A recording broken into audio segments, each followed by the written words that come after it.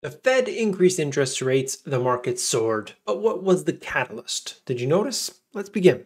Here we have it. Fed hiked interest rates by 0.75%, and this is the second consecutive time they've done this. So now we have interest rates, as I told you previously, you would see them at 2.5% in July.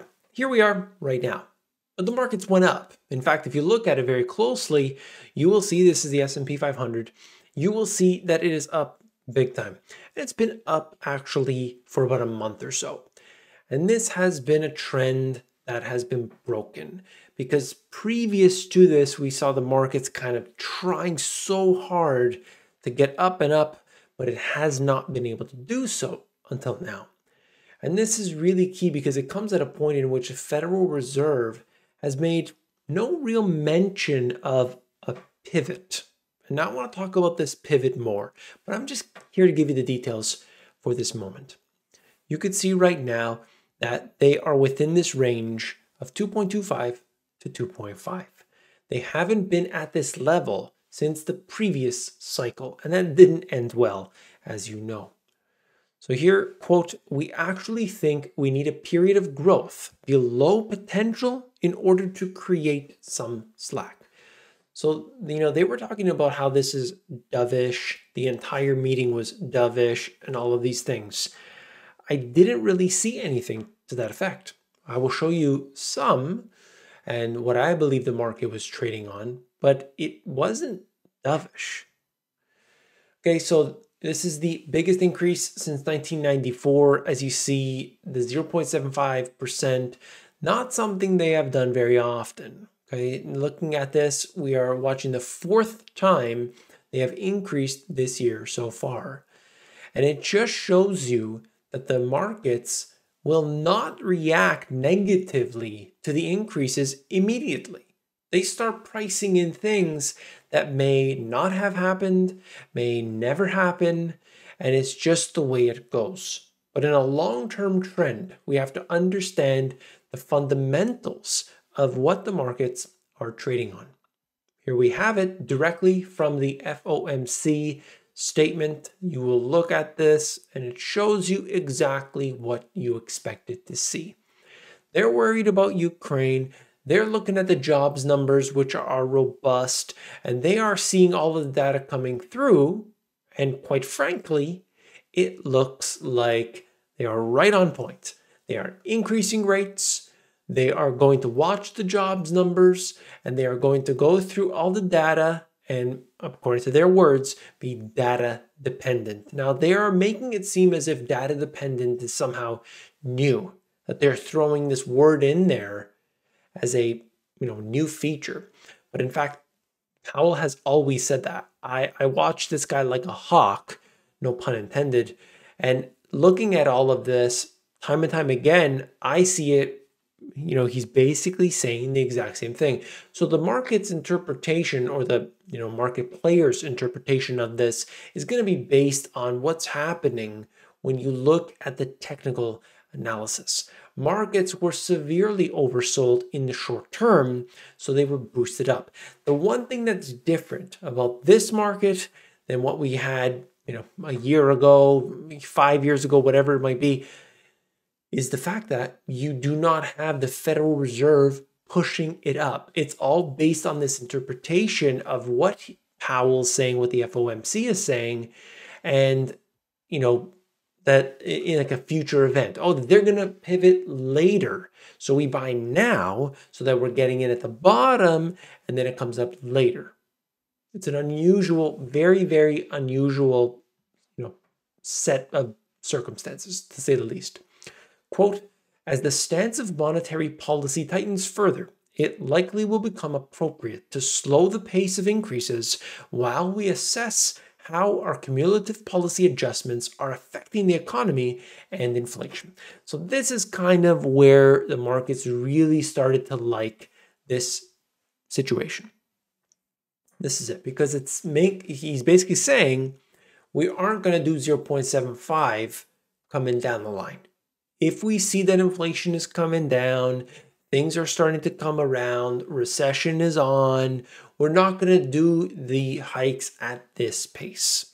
And that's what the market wanted to hear at least. It wanted some, I don't want to call it dovish, but it wanted to be a little bit easier. And so that's what the only bit of positivity, if you're really over leveraged, and you're really overexposed to equities and other risk assets, then you would probably trade based on this information. So I did make a couple points that I wanted to get into because I think it's really key to understand. I'm going to try to do another video entirely based around my opinions of what we saw here, but just to quickly cover this, okay? Market soared as a result of the Federal Reserve and their supposed pivot. I didn't see that, but I'm just reporting the information. Stocks have been rising for a month. This is on the anticipation of the Fed eventually going and turning the other direction. No supporting evidence of a pivot whatsoever. It's just based on hope. If you truly believe and trust the Fed, it's now the time to go in 100% full leverage to the max. Okay? If you really trust the Federal Reserve as an organization, you believe everything they say, and you ultimately think that the Federal Reserve is there to help you, I say sell the kidney, make it happen, just take that, leverage it up at a 3x or as much as you can get, and definitely go all in because you'll not only be able to get your kidney back, hey, why not get another one while you're at it, okay? If you take a more cautious approach, you must reevaluate the business cycle. Just understanding where the Federal Reserve is at in this cycle, as well as the economy itself. And we measure this through various indicators all along the way, something that I talk about very often. So I've made the points there. I'll try to get into that in the other video. Now, I wanted to show you what happens with the markets. Here you can see the tick index. What is the tick index? Basically, just think about it like how many stocks went up, how many stocks went down. And this is the zero line in the middle. If you can see that, I'll just pull out the highlighter really quickly. This is the zero line. Okay. Anything, this is plus 1,000, this is negative 1,000. Okay. Within that 1,000 plus or minus, it's like insignificant. Okay. So when we go above that, these are big moves. Okay, and you could see that today was extremely significant. Haven't seen a move like this since what looks like March of 2021. Okay, just to give you an idea of how many stocks were moving up on this given trading session. I wanted to show you since the last Fed meeting what has happened. Gold down 6.5% since the last Fed meeting. Very unusual. Anyway, looking at NASDAQ, up 11.75%. That's just something that, take what you want from that anyway. And then looking at this, the dollar index up a little bit, 2.5%. So this just gives us an idea of what's been happening since that previous meeting in which 0.75% increase. They were definitely going to do that 0.75 again. July, they did it. And the markets so far loved it. Odd, to say the least. Traders who bet on friendlier Fed are about to see if they're right. U.S. Central Bank is expected to raise. This is actually was released beforehand. But there's a lot of stuff in here that I found interesting. Just looking at in what traders are doing, what the market participants are doing. And quite frankly, it just shows us that this is a really, really risk-on environment. If you take it for what it is and you understand, look, all of the riskiest assets are doing the best right now. Think about it. Just look around. What had gone up over the last month? What has done really, really well? It's those risk assets. And that means that we haven't shaken out anything. We haven't had capitulation. We haven't had fear. That hasn't happened. Okay, you can look at the fear and greed index, and you can look at these other indexes. I'm talking about real stuff, guys. Okay, What appears to be missing, quote, is a green light that would allow macro investors to go all in on these trades.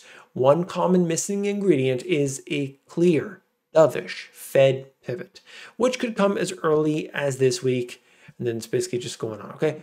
That's what I think is interesting. There hasn't been a pivot, and that really is important, because if the Federal Reserve starts to say, okay, we are seeing signs of the economy slowing down. He didn't even use the word recession, okay? He just pointed to Ukraine, he pointed to inflation, so on. Once we get that data, then they're going to come out and start to say things. But the next Fed meeting is September. So we got to wait a little while for the Federal Reserve to officially come out with a statement. You know, there's going to be interviews. There's going to be lots of things that happen throughout August. And September's meeting, I think, comes later in the month. I should take a look at that and bring you that information later, but we'll see. Anyway, the markets clearly think the net of today is that the Fed will end up doing less tightening. But it was hard to come away from the Fed press conference thinking that the Fed delivered a dovish pivot. If anything, based on what we heard today, the median Fed members' view on the path of the Fed funds rate over the remainder of this year could be conceivably higher. Absolutely. I mean, that's just the way it goes. Because if they see the information coming through, they're going to act upon it. And while inflation may come down from the levels of, let's say their level is 9% that they're watching. Could it come down to 8%? Could it come down to 7%? I'm talking about their metrics. Absolutely. But is it going to go down to 2%? Is it going to go down to 1%? It doesn't seem likely for the foreseeable future. And as a result, what does that mean for interest rates? It means they're going to be higher than what they were at, all these previous years. So that's what we take from this meeting here. That's the information we have, been given here. You got to look at this. You got to assess what you're doing in the markets. If that's what you do, do you want to take the risk? Do you want to basically trust the Fed? Then it's go time. Get that kidney out, leverage it up. Okay. If you ever hear me talk about that kidney as if it's one kidney, of course, because we all sold the first kidney for Enron. I mean, who didn't? Okay. So now this one, what are you going to sell that? What are you going to leverage up that kidney for? Let me know. Let me know in the comments below. What are you going to take that kidney out and leverage it up at 3x or more on? I would love to know in the comments below. All right. I'll see you on the next one. Take care.